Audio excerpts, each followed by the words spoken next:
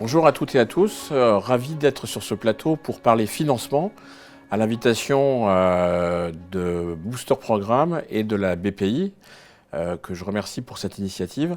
Je m'appelle Marc Sabaté, je suis le directeur général des activités finances au sein du groupe Inextinso et je suis entouré de mon équipe et je propose à Maud de se présenter. Alors, je m'appelle Maud Servagna et je suis responsable de l'analyse financière chez Inextinso Financement et Marché. Bonjour, je m'appelle Christophe Deltozo, donc je suis directeur associé spécialiste du financement des entreprises innovantes. Et bonjour, je m'appelle Jean-Christophe Braun, je suis associé de la partie innovation et croissance au sein du groupe. Et Nicolas Duriveau, directeur général de Inextinso Financement et Marché. Voilà, donc 4 expertises au sein du groupe Inextinso en matière de financement, depuis la création de l'entreprise jusqu'à l'introduction en bourse. On essaye de couvrir effectivement l'ensemble de ses besoins et de ses moyens au service de l'entreprise et des entrepreneurs. Parce que finalement, c'est assez facile d'aller chercher du financement dans la mesure où on a une bonne vision, une bonne compétence et une bonne connaissance de ses besoins. Alors je vous propose qu'on évoque tous ensemble 3 temps. Le temps de la création et de la maturation du projet. Ensuite, le temps de la croissance, parce qu'une fois qu'une entreprise est démarrée, il faut effectivement en assurer le financement de sa croissance sur différents fronts. Ça peut être le front de l'export, ça peut être le front de la croissance technique, ça peut être le front du recrutement. Et ensuite, la phase de développement. Alors, si on revient à la phase de création, c'est le premier temps que je vous propose de regarder. Quels sont les prérequis à cette recherche de financement? Je ne sais pas si Jean-Christophe ou Maud voulaient démarrer. Je pense qu'un des premiers niveaux à avoir en tête, c'est que aujourd'hui, il y a beaucoup de financements qui sont accessibles, effectivement, comme tu l'as dit. Et ce qu'il faut garder en tête, c'est que quel que soit le financeur, il va chercher à financer un projet avec une visibilité.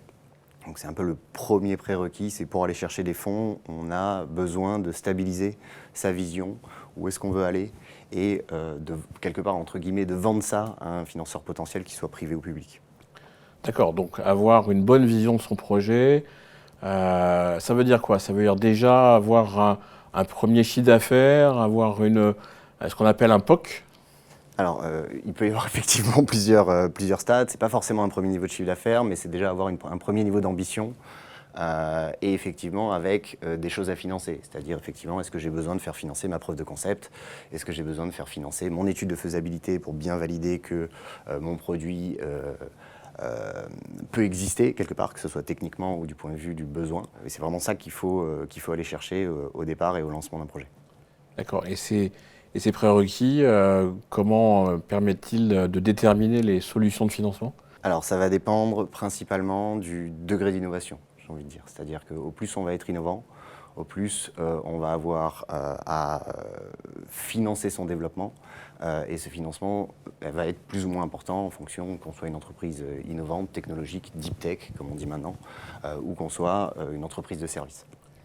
Alors, effectivement, il faut avoir bien défini son projet, que ce soit clair et précis, et puis qu'il soit porté par des créateurs motivés et qui s'entraînent à pitcher leur projet. Et il s'agit de combiner plusieurs solutions de financement en fonction donc, des besoins à financer qu'il ne faut pas sous-estimer et qu'il faut avoir clairement établis. Donc ça veut dire qu'à ce moment du démarrage, quand on parle de business plan, quand on parle de plan de financement, ça fait partie des prérequis sur lesquels il faut travailler? Absolument, exactement. Voilà. Et puis présenter le projet donc, de manière claire et compréhensible par les financeurs. Et ça, c'est des projets sur lesquels vous intervenez, vos équipes, pour mettre en œuvre ces solutions. Voilà, exactement. Avec effectivement le projet, la vision du chef d'entreprise, du futur chef d'entreprise, voilà, qui sous-tend ce projet, et donc en termes de business plan et de plan de financement. Exactement. Pour qu'un financeur qui se retrouve avec le dossier devant lui comprenne l'objet et ait envie de financer ce projet. Très bien. Et donc par rapport à ça, quelles sont les principales solutions de financement que l'entrepreneur peut imaginer trouver ou imaginer combiner dans cette phase de création et d'amorçage? Alors effectivement, suivant l'objet, il faut combiner plusieurs solutions de financement. La première, bien évidemment, c'est un apport en fonds propres. Donc celui-ci vient de deux sources. Alors l'apport personnel, c'est quand même un bon point de départ. On peut également solliciter ses amis, sa famille, donc c'est du love money. Donc l'idée, c'est d'avoir un premier levier de financement pour aller chercher derrière de l'endettement. Voilà, donc le recours à l'endettement, c'est la deuxième solution assez classique de financement. Donc les banques vont financer certains équipements, biens immobiliers. Le coût et donc les avantages de ce financement bancaire, c'est que c'est non dilutif, on a un coût intéressant. Les inconvénients du financement bancaire, c'est qu'il faut fournir des garanties sur les biens qui sont déjà financés. Donc ça va être des hypothèques, du nantissement, des gages. Et puis le deuxième point, ça peut être également des cautions personnelles qui seront sollicitées. Voilà. Et c'est difficile de trouver donc, du financement bancaire lorsque l'on n'a pas encore de chiffre d'affaires? Alors, effectivement, il faut quand même être capable de démontrer que le business plan est prudent et puis va générer du résultat et donc de la capacité à rembourser cet emprunt bancaire. Effectivement, c'est un prérequis. Et c'est là où vous intervenez pour consolider et aider l'entrepreneur dans la présentation de son dossier. Absolument, voilà. Et puis l'autre prérequis, c'est donc un minimum de fonds propres. À peu près, le ratio à respecter, c'est à peu près 1/3 en fonds propres pour 2/3 de financement on peut bancaire. lever 2 fois la dette bancaire par rapport à ce qu'on a amené au démarrage. Et exactement, c'est du 1 pour 3. Donc d'où l'intérêt pour nos entrepreneurs d'aller chercher ce fameux love money au démarrage. C'est un premier effet de levier, comme on dit. C'est un premier effet de levier. Voilà, on verra par la suite qu'il y en aura d'autres, mais c'est le levier initial. Et est-ce qu'au-delà de l'endettement bancaire, peut-être pour Jean-Christophe, ou d'ailleurs ou pour Christophe ou Nicolas également, est-ce qu'il y a d'autres techniques de renforcement de ces fonds propres au-delà de la love money en cette phase de démarrage? Alors, on peut avoir par exemple le prêt d'honneur. Donc c'est considéré comme étant du quasi-fonds propre, hein, donc ça renforce la crédibilité du dossier vis-à-vis des financeurs et on peut avoir un levier supplémentaire. Ce prêt d'honneur, en fait, c'est un prêt qui est à taux zéro et qui permet de ne pas engager de caution personnelle. Voilà. Et puis après, nous avons d'autres solutions, du compte courant associé.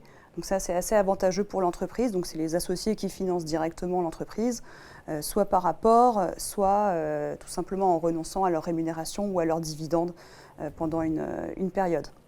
Et puis un dernier point qui est intéressant, une dernière solution, c'est le crowdfunding.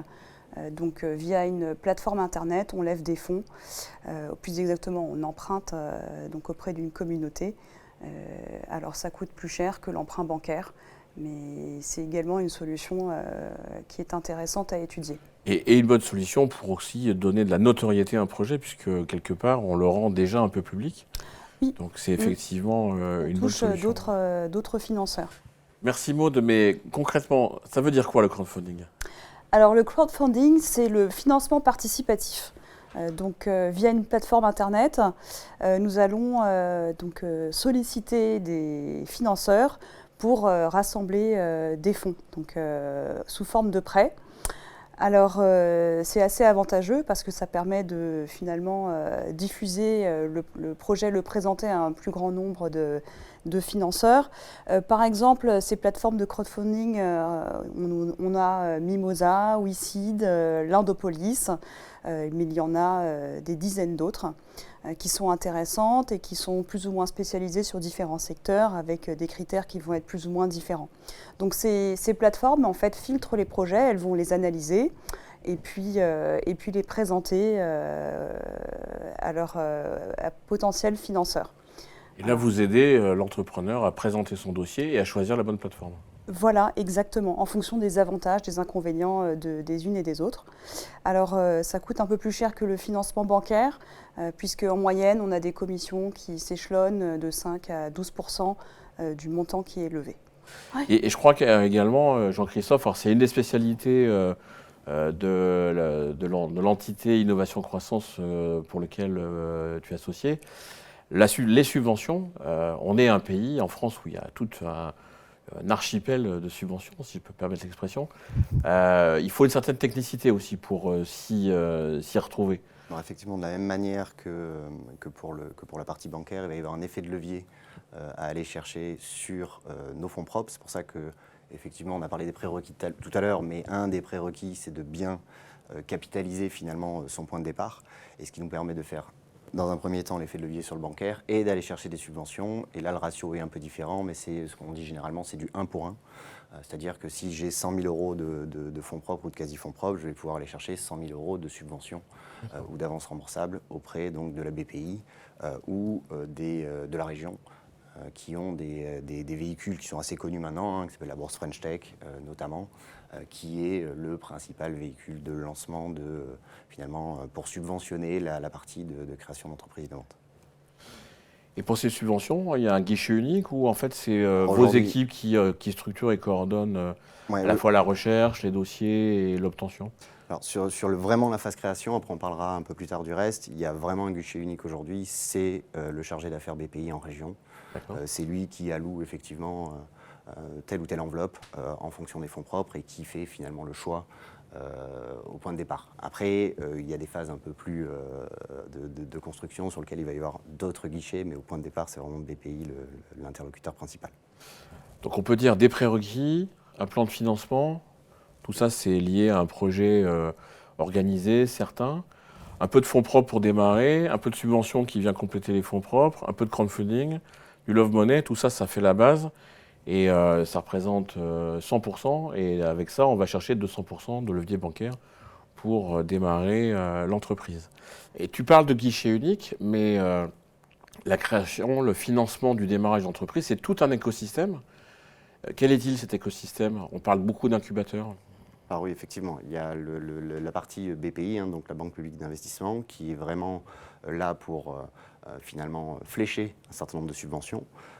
Et autour de ça, maintenant depuis une vingtaine d'années, puisque ça remonte à 1999 et la loi Allègre sur l'innovation, on a eu la création d'un certain nombre d'incubateurs, qui soient d'ailleurs publics ou privés, qui ont pris en charge cette phase de création pour alors ce qu'ils appellent incuber, c'est-à-dire faire en sorte d'héberger les entreprises ou les nouvelles entreprises ou les futures nouvelles entreprises pendant une certaine période et les accompagner dans toute cette phase de structuration de leur business plan dont on a parlé, de leur vision, de leur accès au marché, pour faire très très schématiquement. Parallèlement à ça, autour de cet écosystème-là, il y a aussi eu un certain nombre d'initiatives avec des concours. Le plus connu des concours à la création d'entreprises est le concours iLab, qui finance tous les ans une soixantaine de projets avec des enveloppes qui sont relativement conséquentes, qui peuvent aller jusqu'à 600 000 euros. D'accord, donc ça c'est un bon complément de fonds propres, au-delà de la notoriété que cela peut apporter. Oui.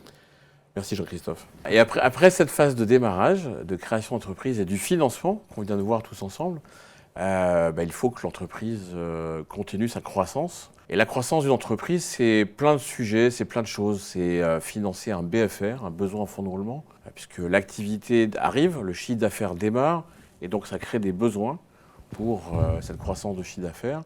Ça peut être financer le développement, la création et le développement d'un réseau commercial. Ça peut être structurer son organisation, parce qu'une entreprise, ça se démarre souvent seul, mais après, c'est du personnel, c'est le capital humain qu'il faut savoir trouver et organiser.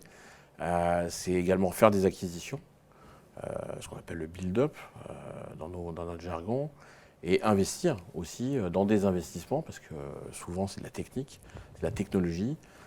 Donc tout ça nécessite une organisation adaptée au financement. Et je me tourne vers Christophe en quelques mots. Quels sont les grands principes à retenir pour que cette phase-là soit également facile pour l'entrepreneur? Alors, tu as raison, Marc. Effectivement, dans cette phase de développement de l'entreprise, de la même manière que pour la création, l'entreprise va pouvoir bénéficier de multiples sources de financement. On va pratiquement retrouver les mêmes sources de financement, mais avec des typologies d'investisseurs assez différents. De la même manière, on va devoir là aussi préparer un projet, le structurer, bien définir son besoin de financement et puis déterminer les investisseurs qu'on va aller voir. Alors, on a plusieurs sources de financement. On va effectivement avoir accès à des investisseurs un peu plus qualifiés, plus professionnels, ce qu'on appelle les fonds de private equity, les fonds de capital risque, donc qui vont s'intéresser à des sociétés où il y a du risque lié au développement technologique, lié à la mise sur le marché d'un produit.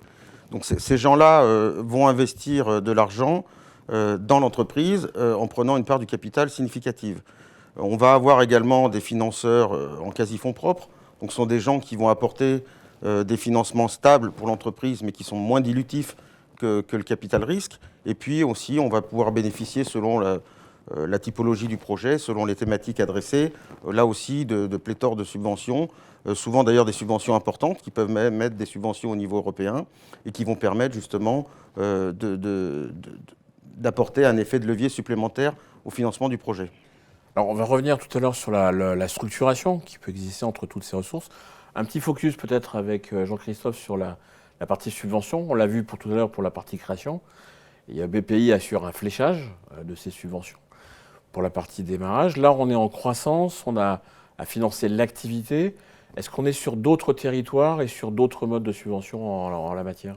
Alors effectivement, comme l'a très bien dit Christophe, il y a plusieurs interlocuteurs possibles sur cette phase de création, et ça va là aussi dépendre de ses besoins et de la même manière que pour la création, de son niveau de capitaux propres. C'est pour ça que la partie financement en equity au départ reste importante quand même dans l'équation. Et donc aujourd'hui, il y a vraiment énormément de véhicules de financement qui sont accessibles pour toutes sortes d'activités. Et on va avoir des échelles un peu différentes par rapport au guichet unique BPI, c'est-à-dire qu'on va avoir des échelles régionales, des échelles nationales et des échelles européennes. Et pour présenter finalement ce type de subvention, pour prétendre à ce type de subvention, on va s'adresser finalement aux financeurs pour correspondre à une stratégie qu'il leur a définie. Un exemple tout bête, il y a des appels à projets qui sont thématisés. Dans le domaine de la santé, on recherche des nouvelles thérapies innovantes. Dans le domaine du numérique, on va rechercher des nouvelles solutions d'intelligence artificielle ou des choses beaucoup moins technologiques dans le domaine de l'industrie. On va chercher à développer une nouvelle ligne de production, etc. etc. D'accord. Et là, donc, vous facilitez le fléchage, pour reprendre ce mot, de ces appels à projets vers les entrepreneurs que vous accompagnez. Et donc là, effectivement, il y a tout un business plan à construire, comme pour la partie equity, où on va devoir remplir des dossiers qui sont généralement des dossiers relativement conséquents, entre, je dirais, 30 et 80 pages de dossier. Et en fonction du financeur, effectivement, on va structurer un business plan avec une présentation un peu rédactionnelle de tout le projet et de sa phase de développement et de sa phase de croissance.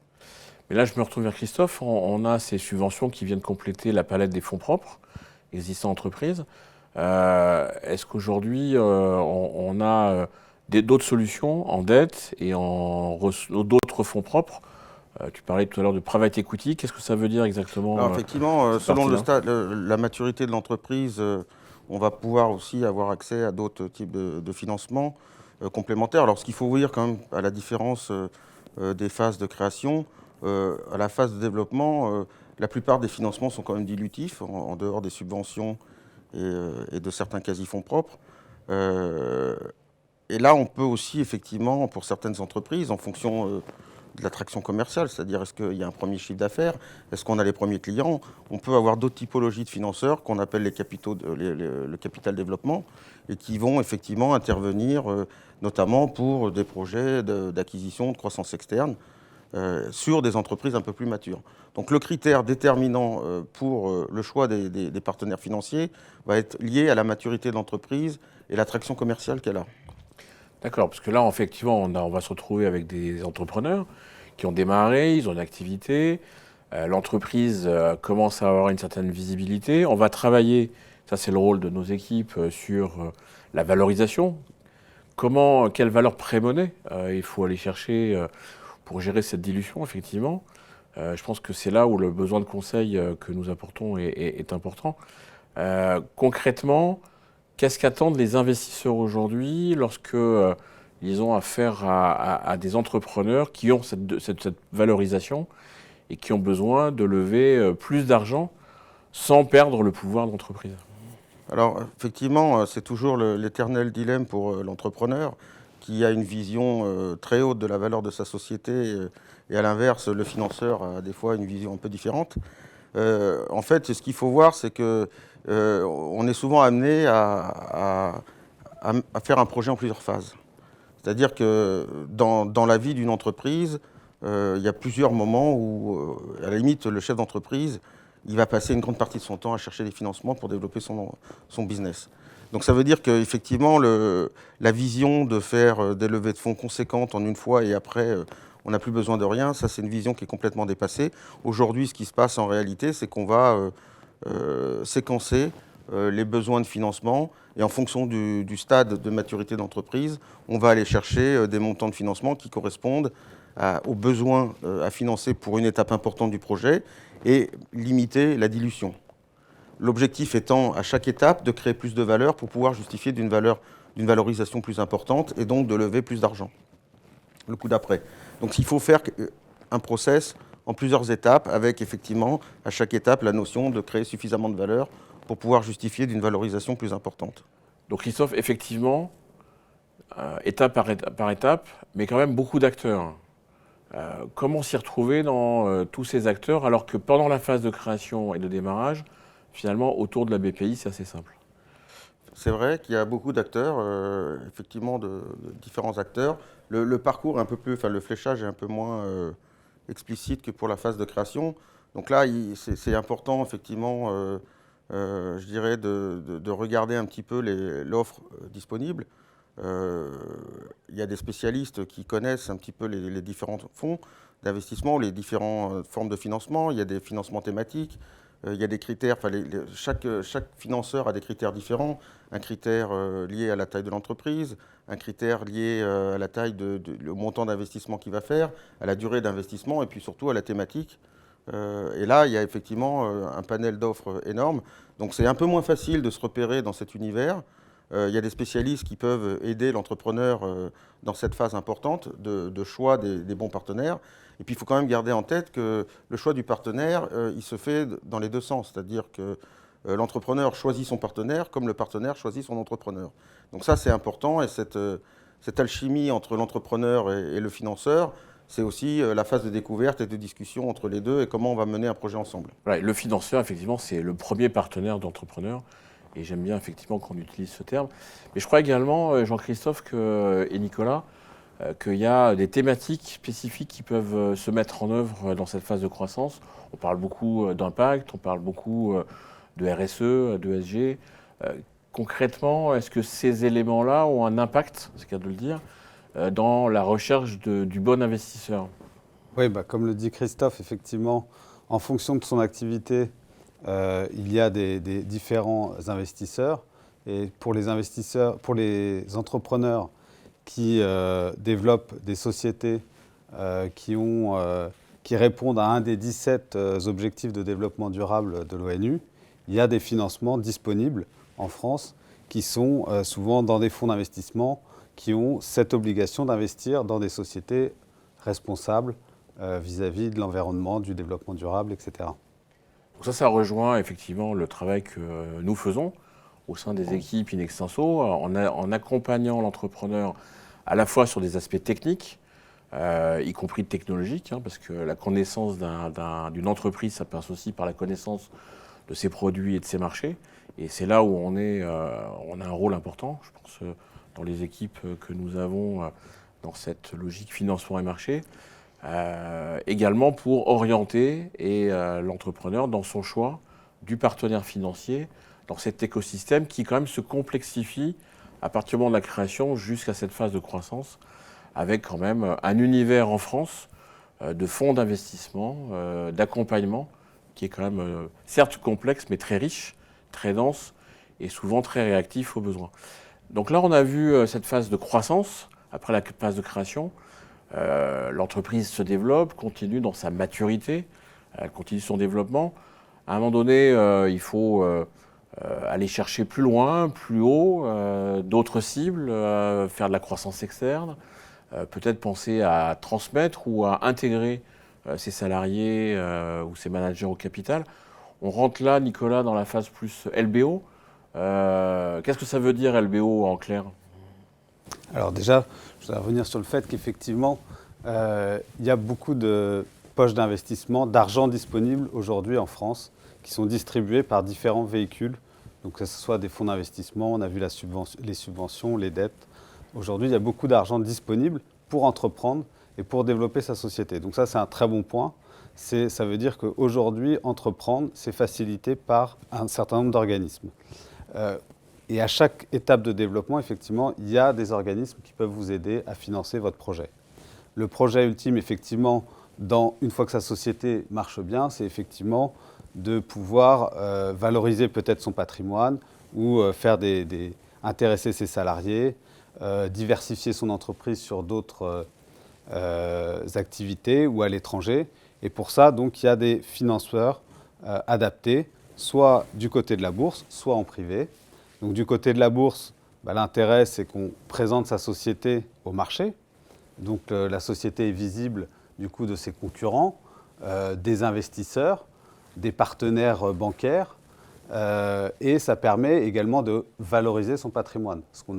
Ce pour quoi on a travaillé pendant des années va être valorisé à travers cette introduction en bourse.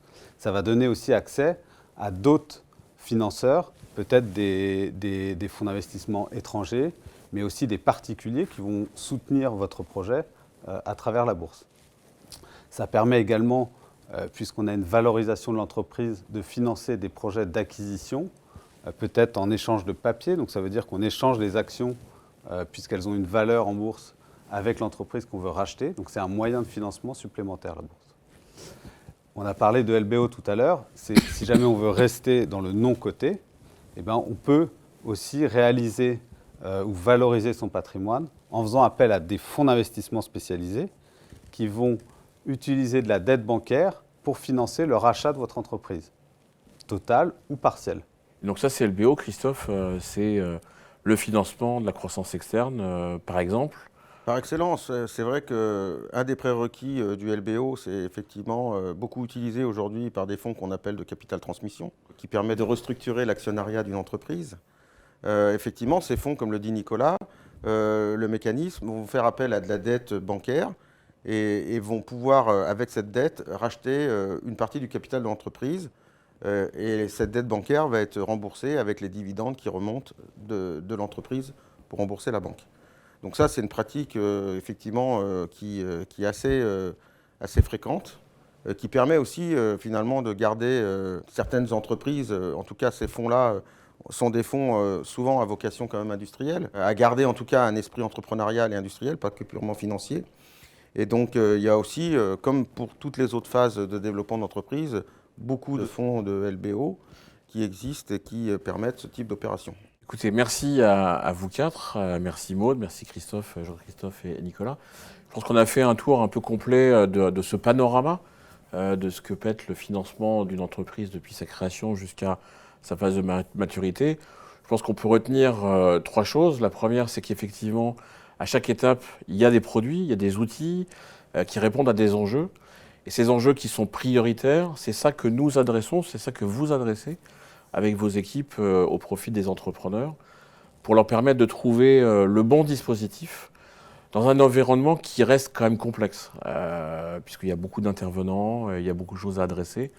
Et je pense que voilà, les équipes in extenso, innovation, finance, sont là pour trouver les bons outils, les bons arguments pour les investisseurs en faveur des entrepreneurs.